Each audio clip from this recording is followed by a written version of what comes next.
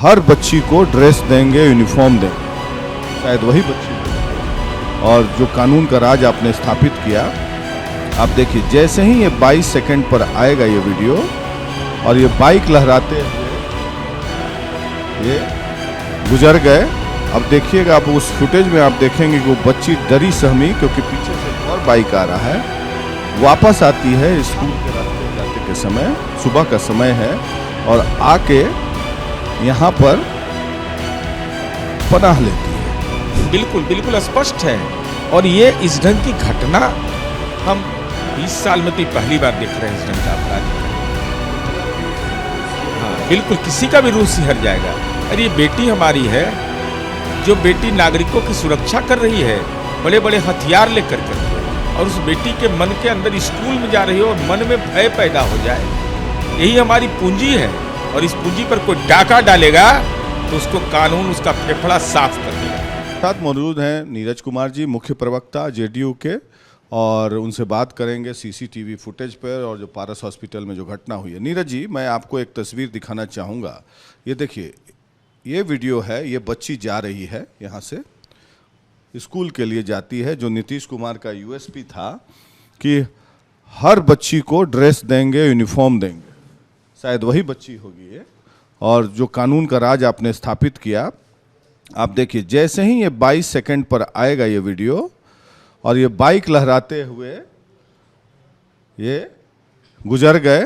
अब देखिएगा, आप उस फुटेज में आप देखेंगे कि वो बच्ची डरी सहमी, क्योंकि पीछे से एक और बाइक आ रहा है, वापस आती है स्कूल के रास्ते जाते के समय, सुबह का समय है, और आके यहाँ पर पनाह लेती है, क्योंकि पीछे से हल्ला हंगामा करते हुए कुछ और अपराधी आते हैं। अब देखिए दूसरा बाइक आता है, और तब ये बच्ची आश्वस्त हो जाती है कि दोनों बाइक वाले चले गए, और डरी सहमी ये बच्ची भाग रही है, देख रही है, निहार रही है, कोई और तो नहीं आ रहा है। ये खौफनाक मंजर, जिन महिलाओं ने वोट दिया नीतीश जी को, अब आप देखिए, ये आपके लिए चिंताजनक बात है। पहले तो रिपब्लिक भारत को इस इन्वेस्टिगेशन के लिए हम धन्यवाद देते हैं।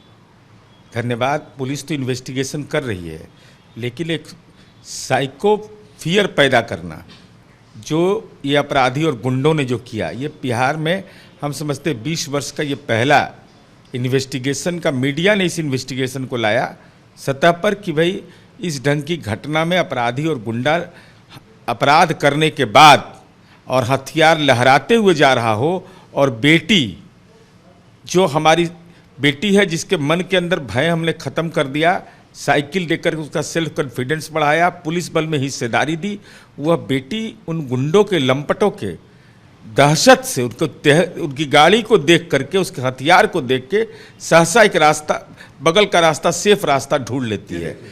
और उसके चेहरे का जो भाव दिखाई पड़ रहा है वह निश्चित रूप से हमारे लिए तो बहुत बड़ी चुनौती है। झांकेगी कि कोई और तो नहीं है। बिल्कुल बिल्कुल स्पष्ट है। और ये इस ढंग की घटना हम 20 साल में तो पहली बार देख रहे हैं इस ढंग का आपराधिक घटना। ये मेरा भी रूह सिहर, हाँ बिल्कुल, किसी का भी रूह सिहर जाएगा। अरे ये बेटी हमारी है, जो बेटी नागरिकों की सुरक्षा कर रही है बड़े बड़े हथियार लेकर करके, और उस बेटी के मन के अंदर स्कूल में जा रही है और मन में भय पैदा हो जाए, यही हमारी पूंजी है। और इस पूंजी पर कोई डाका डालेगा तो उसको कानून उसका फेफड़ा साफ कर देगा। अब बताइए कि ये सवाल पुलिस पर उठता है या नहीं उठता है? देखिए, पुलिस पर सवाल तो स्वाभाविक रूप से पुलिस का जो भी जिम्मेवारी होगा वो पुलिस, हमारे यहाँ एकदम निष्पक्ष इस मामले में कार्रवाई होती है। जैसे एसएचओ गांधी मैदान के खिलाफ कार्रवाई हुई, कार्रवाई होगी, निश्चित कार्रवाई होगी। लैप्सेज कहाँ है उन तमाम, लेकिन सबसे महत्वपूर्ण है कि अपराधी जल्द से जल्द कानून के जद में आए, और पूरा ये कौन लोग थे, किसने कौन कारण से किया, क्या कारण है। और यह भी सवाल देखिए हम उठाना चाहते हैं कि वो जो आदमी जो मारा गया, तो उसका अटेंडेंट कहाँ था? हॉस्पिटल होगा, रूम जैसा दिखा है, मैं हॉस्पिटल में रहा हूँ, मैं एडमिट हुआ हूँ। कोई सामान्य तौर पर कोई मिलने आता है तो मिलने नहीं देता है, तो आखिर ये अपराधी पहुँचे कैसे? नंबर 2, उनका अटेंडेंट कहाँ था? चूँकि अटेंडेंट तो हर रोगी के साथ अलाउ है, वो भी कमरे के अंदर में अलाउ है। ये तो कमरा लेकर रह रहे थे, ये लोग तो पैसा वाला होगा, बड़ा दुर्दांत अपराधी था, ये सबको कौन पैसा का दिक्कत है? तो ये तो कमरा में रह रहा था, तो इसका अटेंडेंट कहाँ है? और मैं यह भी नहीं समझ पा रहा हूं कि कल दोपहर 2 बजे तक मुझे जानकारी कि FIR तक नहीं कर रहा है। भाई इसका क्या मतलब है? उसके परिजन FIR तो करेंगे ना, इसका मतलब परिजन की उपस्थिति। ये बताइए, पुलिस ने जो मोराल डाउन कर दिया है एक तरीके से पटना में, हार्ट ऑफ पटना में इस तरह की घटनाएं हो रही है। आज जो ये तस्वीर, मैंने ऐसा मंजर नहीं देखा है नीरज जी। आपको क्या लगता है पुलिस के तंत्र पर कार्रवाई होनी चाहिए? बिल्कुल।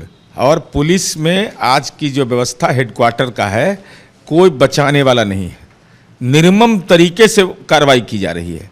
लेकिन यह जो भी बेटी हमारी है और इसके साइको फियर इसके अंदर अगर पैदा होगा कि हम लोग के लिए चिंता का विषय है। पूरा बिहार में मैसेज, हमारे USP पर हमला है यह, मैं सीधा कहता हूं। मेरे USP क्या चाहते हैं, पुलिस को क्या करना हम पुलिस को जल्द से जल्द अपराधी को गिरफ्तार करना चाहिए।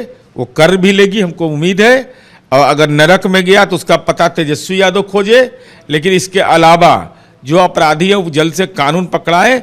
और जिस रास्ते से यह गई, या गुंडा ही गया, उस गुंडा पर, उस सड़क पर किसकी जिम्मेवारी थी, उसके निरीक्षण का ये जिम्मेवारी भी पुलिस को तय कर। पहले वाला ही समय का याद दिला रहा है कि जब शाम होते लोग चलना बंद कर देते थे। जो बेटी सहमी हुई है ये तो उसी की पुनरावृत्ति है। तो शाम भी नहीं है, सुबह है, सुबह में ऐसी घटना। ये अपवाद की घटना है, ये अपवाद की घटना है। लेकिन यह एक आधार नहीं बन जाए तो पुलिस को मुकम्मल कार्रवाई कर करके दिखाना होगा। और ADG हेडक्वार्टर कह रहे हैं कि मई जून में अनएम्प्लॉयमेंट रहता है, किसान लोग इस तरह के काम करते हैं रोपनी के पहले। ADG के हेडक्वार्टर कुंदन कृष्णन जी के बयान को तोड़ मरोड़ कर पेश किया गया।